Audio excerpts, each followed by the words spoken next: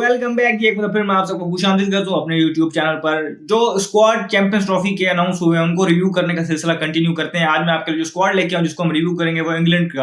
अब England cricket को देखें तो आप उन्होंने ऑब्वियसली अब देखें तो वर्ल्ड क्रिकेट में सबसे पहले क्रिकेट स्टार्ट भी इन्होंने की और फिर हमने देखा है कि इसको रीवैम्प करने में जो उसको खेलने का नया तरीका उन्होंने इंट्रोड्यूस किया, ओडीआई में लाए पहले, फिर वो टेस्ट क्रिकेट में लाए, तो वो उन्होंने किया। लेकिन एट द मोमेंट अगर आप इंग्लैंड क्रिकेट को देखें, जो इंग्लैंड की जो टीम को देखें तो वो रीबिल्डिंग फेज में नजर आ रही है आपको। वो इस तरीके से कि उनके कुछ प्लेयर्स जो हैं वो रिटायर हो गए और ओडीआई वर्ल्ड कप जो उनका 2023 वाला था वो उतना अच्छा नहीं गया, तो वो टीम को जरा सा चाह रहे हैं कि चेंज किया जाए। और ऑब्वियसली वो हमेशा ऐसे देखते रहते हैं और वो दूर की ज्यादा सोचते हैं कि जो लड़के आज हम इंडक्ट करेंगे वो बेशक अभी यंग हो, लेकिन वो फिर एक गैम्बल लेते हैं कि फ्यूचर में वो हमें एक लंबे अरसे तक सर्व कर सकते हैं, तो वो उस तरीके के प्रोसेस पे चलते हैं। तो यहाँ पर आपको इनकी जो बैटिंग लाइन दिखेगी, स्पेशली यहाँ पर देखेंगे तो वो काफी यंग होगी और काफी इनएक्सपीरियंस होगी। तो उन्होंने अगर यहाँ पर सबसे बड़ी जो हेडलाइन बनी थी जब इंग्लैंड का स्क्वाड अनाउंस हुआ था वो ये था कि जो रूट ओडीआई सेटअप में वापस आ गए थे, तो उनको लाने का बेसिकली पर्पस भी यही था कि उनकी जो बाकी बैटिंग लाइन आप देखें तो वो एक्सप्लोसिव टाइप बैटर्स हैं और वो अभी इनएक्सपीरियंस भी हैं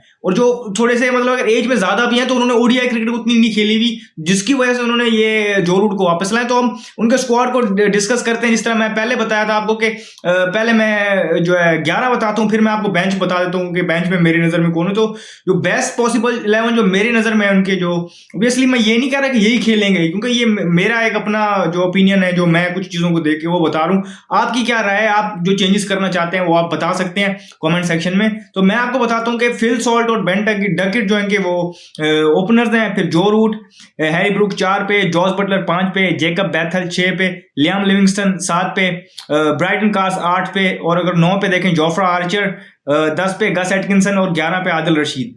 तो ये अगर आप देखें तो ये है जो प्लेइंग 11 है वो इस तरीके से होगी। फिर अगर हम आप देखें तो यहाँ पर इनकी बेंच में भी बड़े बड़े जो प्लेयर्स मौजूद हैं। अगर आप देखें तो मार्क वुड, साकिब महमूद और जेमी ओवर्टन। मार्क वुड और साकिब महमूद जिस तरह आप जानते हैं तगड़े बॉलर हैं और मार्क वुड ऑब्वियसली एक एक्सप्रेस पेस बॉलर है। मैंने उनको बेंच क्यों किया मैं वो आपको बताता हूँ। साकिब महमूद एक कंट्रोल के साथ बॉल करने वाले 140 तक ये भी जाते हैं। और बैकअप विकेट कीपर के तौर पर जेमी स्मिथ मौजूद है और बैकअप ऑलराउंडर जो बॉलिंग ऑलराउंडर की सूरत में जेमी ओवर्टन मौजूद है। मैंने ब्राइटन कार्स को इनके ऊपर रखा है।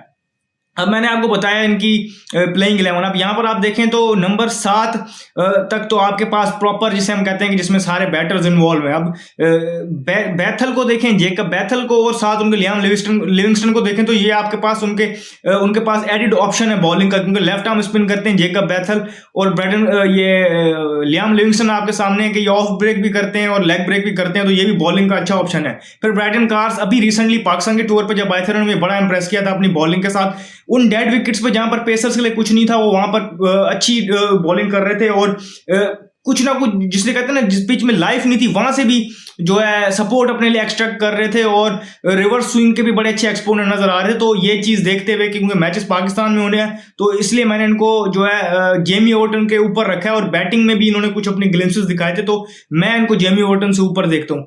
फिर जोफ्रा आर्चर अगर हम देखें तो इनके पास फास्ट बॉलिंग में जिसे हम कहते हैं एक्सप्रेस पेस वाले ये भी मौजूद हैं, गस एटकिंसन भी मौजूद हैं। तो इनके 3 पेसर्स ये हो गए। आदिल रशीद इनके पास स्पिनिंग ऑप्शन है और ये बड़े एक्सपीरियंस हैं और इनके लिए काफी अच्छे से अच्छा करते आ रहे हैं, तो ये इनके लिए विकेट टेकर भी हैं, तो ये भी जो है एक अच्छा ऑप्शन है। फिर मैंने इस तरह आपको बताया कि लियाम लिविंगस्टन और जैकब बैथल भी इनको इस तरीके से सपोर्ट करेंगे। तो इस तरीके से अगर आप देखें तो उनके पास 3 पेसर्स और 3 स्पिनर्स मौजूद होते हैं, उनके पास 6 बॉलिंग ऑप्शन आ जाते हैं। बैटिंग लाइन में इस तरह मैंने आपको बताया कि एक्सप्लोसिव है, फिल सॉल्ट भी, बेन डकेट भी, और रिलेटिवली इनएक्सपीरियंस है, इतना ज्यादा उनको कोई एक्सपीरियंस नहीं है ओडीआई क्रिकेट का। फिर आप देखें हैरी ब्रूक और फिर इसको जेकब बैथल को भी देखें तो ये सारे जो है ये अभी यंग आए हैं। अब यहाँ पर बटलर और जो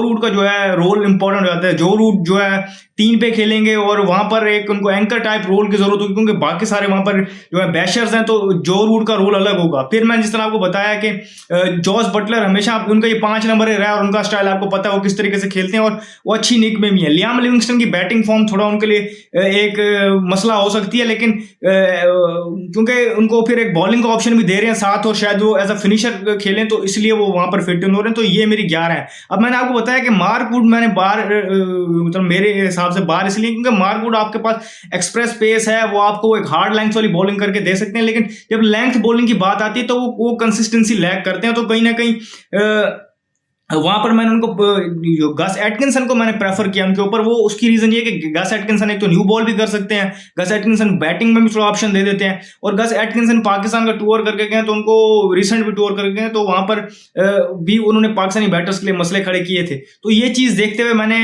कंट्रोल जो है वो उनके पास ज्यादा देखा है मैंने गस एटकिंसन के पास, इसलिए मैंने उनको खिलाया। वरना एक्सप्रेस पेस तरफ देखनी होती तो मार्क वुड को देखता, और ऑलरेडी एक्सप्रेस पेस की सूरत में उनके पास जोफ्रा आर्चर मौजूद है, और गस एटकिंसन भी 145 प्लस वाली बॉलिंग कर लेते हैं। तो उनके पास बॉलिंग ऑप्शंस ऑलरेडी मौजूद थे, लेकिन क्योंकि टूर्नामेंट में आप जाते हैं, क्योंकि हो सकता है कोई इंजरी हो जाए, तो एक आपके पास एक्सप्रेस पेस बॉलर भी मौजूद है, कंट्रोल वाला आपके पास हाकिम महमूद मौजूद है, और बैटिंग साथ आपको थोड़ी सी दे सके वो जेमी एवर्टन मौजूद है।